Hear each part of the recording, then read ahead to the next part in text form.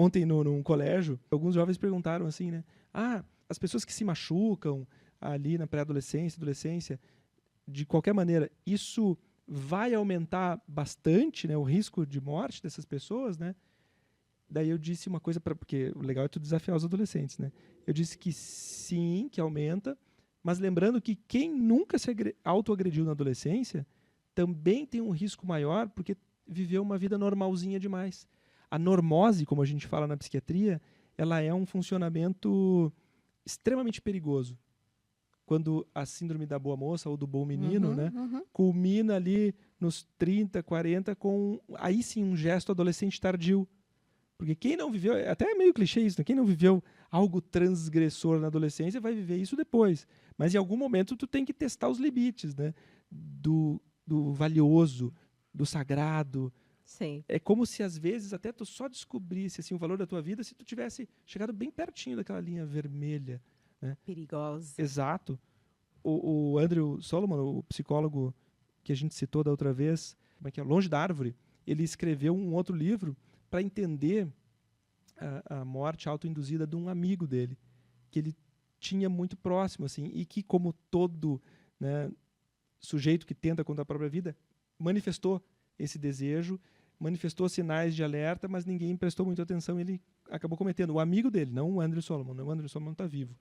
Esse livro é sensacional, é fininho, uma leitura rápida. O título é Um Crime da Solidão. Tem pérolas aqui sensacionais, né?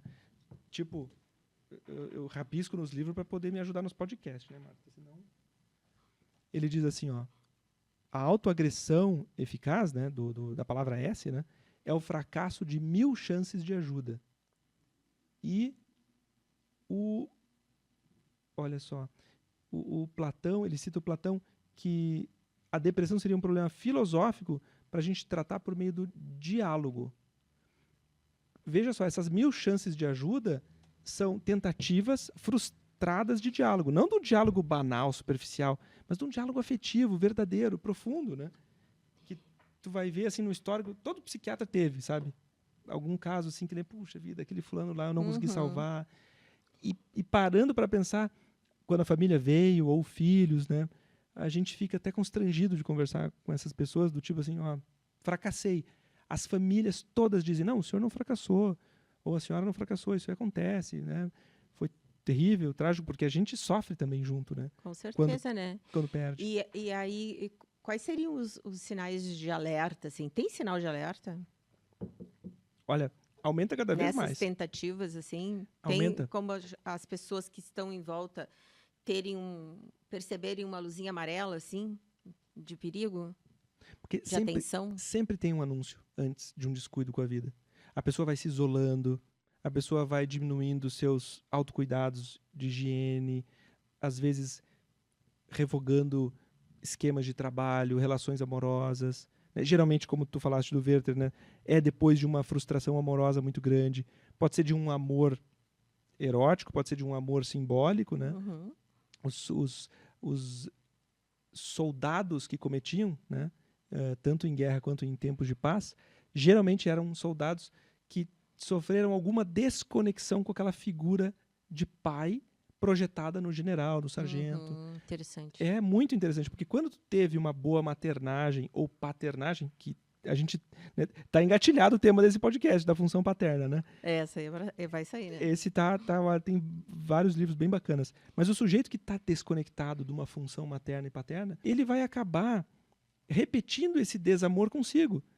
A maioria das pessoas que cometem essa autoagressão são pessoas assim que tiveram uma infância muito complicada. Complicada, assim, não medianamente, mas muito complicada, com envolvimento, às vezes, dos pais ou da mãe ou de irmãos com crime, com drogas, com abuso sexual, exposições à violência.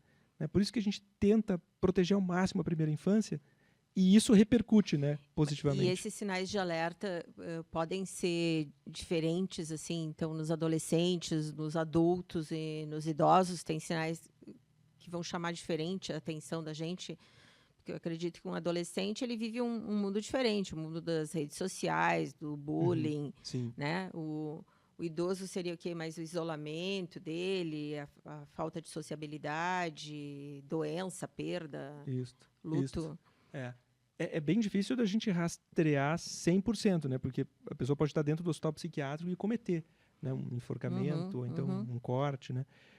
Mas os sinais, assim, a gente, por exemplo, aquela menina de 8 aninhos, né, que deixou todo mundo estarrecido, ela já estava dando sinais, perguntando bastante para um tio o que acontecia depois que o fulano morria, que depois que a pessoa morria, porque eles tinham ido num velório de um vizinho e todo mundo estava dizendo para ela, não se preocupa que a vizinha foi para um lugar melhor, ela está no céu, está feliz.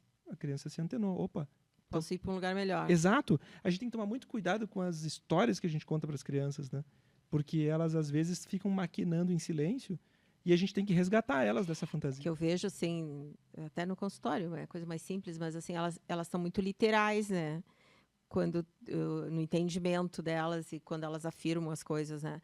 Então, sim, fulano vai para o céu, é um lugar melhor, é uma coisa... Dentro do mundinho dela, sim, uma coisa muito boa, né? Eu vou para um lugar melhor. Né? Se o meu mundo que eu estou vivendo aqui é de abandono e tristeza. Isto. Né? É. Com certeza. Até no consultório, as crianças são assim, os pais às vezes não demoram a se dar conta, né? Eu não estou enxergando, né? A criança diz. Daí tu tem que estar perguntando assim, tu não enxerga porque tu tem um coleguinha mais alto sentado na tua frente, com um cabelão desse tamanho, bate sol no quadro, né? Literal, eu não estou enxergando porque eu tenho um colega com a cabeça maior aqui na minha frente, eu não enxergo, né? Então, eu acho que sim, isso aí tem que ter muito cuidado, porque às vezes as crianças fazem uma interpretação literal daquilo ali, né? E às vezes, assim, ó, na infância, né? Começam a parar de brincar, ficam só na televisão ou no tablet. Crianças que são pouco imaginativas, pouco brincalhonas, vão ter mais risco de impulsividades, né? Que culminam numa autoagressão. Adolescentes também. Os sinais de preocupação na adolescência são, né, aí a gente pega sempre pela estatística para nos proteger, porque é muito difícil tu ter um adolescente que vai te dizer, seja tu profissional ou familiar, no sentido de pedindo tua ajuda. Isso é só se a pessoa já está em terapia, por isso que estar em psicoterapia é preventivo, assim, ó, para quase todos os problemas psiquiátricos, né? Talvez um pouco menos esquizofrenia, que é uma psicose genética, assim, que é estrutura mais neurológica do que psiquiátrica, né? Tem uma alteração estrutural. Os sinais na adolescência, que a gente se apega na estatística, são sempre aqueles, né? Sexo feminino, poucas tribos, nenhuma prática de esporte, algum tipo de separação parental. Pais divorciados aumentam o risco de suicidalidade também. Ó, falei a palavra. Tava tentando, não consigo, né? Mas às vezes sai. E envolvimento com drogas, sem sombra de dúvida, multiplica por 10, né? Os riscos de autoagressão. Quando acontece com artistas famosos, assim, sempre parece que a imprensa também trata essas mortes, assim, de uma forma mais romantizada, assim, também, né? Do artista que provocou esse ato de autodestruição. Tu acha que sim? A Marilyn Monroe foi uma, né? Que quando... os roqueiros todos aí, né? Sim, ali geralmente com aquela idade fatídica dos 30 e poucos, né? 27. 27 é uma idade, né? 30 com desvio padrão de 5 para cima ou para baixo, né? Cima ou para baixo, Jimi Hendrix, Janis Joplin, Jim Morrison. Esses fenômenos, esses sim são perigosos de causar influência nos fãs, né? Porque o fã é aquele sujeito que está tão apaixonado vivendo a vida da celebridade que ele esquece, às vezes, de comer, esquece de estar com dor porque está de pé há tanto tempo no show. Essas são questões muito delicadas, né? Porque Mas aí essa pessoa também tem que ter uma predisposição, assim. Esse fã. Chamada adolescência, né? A adolescência normal é patológica. Isso é uma questão que as pessoas se chocam, né? Mas como assim? Não tem adolescência normal. A adolescência, ali dos 12 aos 22, 21, é um período em que a autodestruição, a autoagressividade, ela está o tempo todo à flor da pele. A gente estava comentando antes de começar, né? Que se a pessoa não vive isso na adolescência, né, essa transgressão com a vida, vai viver depois em outra etapa, isso é verídico. Mas se puder viver de maneira canalizada, né, se nós como sociedade propormos uma sublimação dessa autoagressão, do tipo, em lutas, então, arte marcial, Olimpíada, que é a competição do extremo do corpo, né?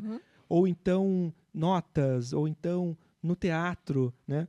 era ótimo quando as escolas ofereciam aula de teatro, porque ali também você pode brincar de estar matando ou se, né, matando, Sim. e tá tudo bem, a gente pode falar disso sem problema, né?